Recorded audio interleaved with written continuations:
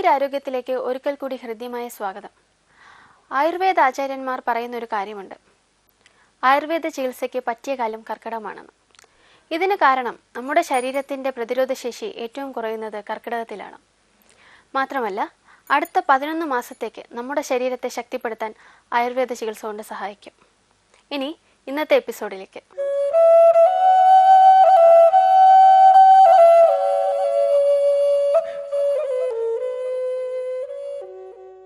നമ്മളെല്ലാം കേട്ടിട്ടുള്ള ഒരു കാര്യമാണ് ഫേഷ്യൽ. ഇപ്പോൾ എല്ലായിടത്തും വളരെയധികം ബ്യൂട്ടി പാർലർ ഉള്ളതുകൊണ്ട് ഫേഷ്യലിനെ കുറിച്ച് കേൾക്കാത്തവരായി ആരും കാണില്ല. എന്നാൽ ഈ ബ്യൂട്ടി പാർലറിൽ ചെയ്യുന്ന ഫേഷ്യൽ നമ്മുടെ മുഖത്തിന് അനുയോജ്യമാണോ എന്ന് ആരെങ്കിലും ചിന്തിച്ചിട്ടുണ്ടോ? ഈ ബ്യൂട്ടി പാർലറൊക്കെ വരുന്നതിന് ഒത്തിരി കാലം മുമ്പ് തന്നെ നമ്മുടെ നാട്ടിൽ ആയുർവേദിക് ഫേഷ്യൽ നിലനിന്നിരുന്നു എന്നാണ് ചരിത്രം പറയുന്നത്. ഹെർബൽ ഫേഷ്യൽ എന്താണെന്ന് നോക്കാം.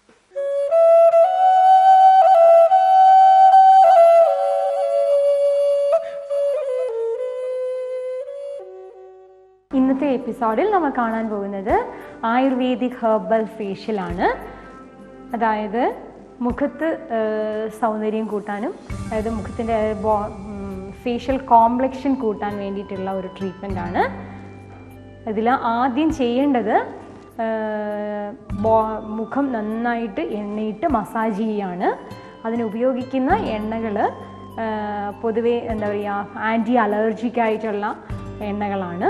അതായത് ഇപ്പോൾ നാൽപ്പാമരാതികേരം അല്ലെങ്കിൽ ഏലാതികേരം, അങ്ങനെയുള്ള ചെമ്പരത്തിയാതികേരം, അങ്ങനെ ആൻറ്റി അലർജിക്കായിട്ടുള്ള ഓയിൽസ് ഉപയോഗിച്ച് നന്നായിട്ട് മുഖത്ത് മസാജ് ചെയ്യുക. ഇത് ചെയ്യുന്നത് ശരിക്കും ബ്ലഡ് സർക്കുലേഷൻ കൂട്ടാനും മുഖത്ത് കോംപ്ലക്ഷൻ കൂട്ടാനുമാണ് ചെയ്യുന്നത്.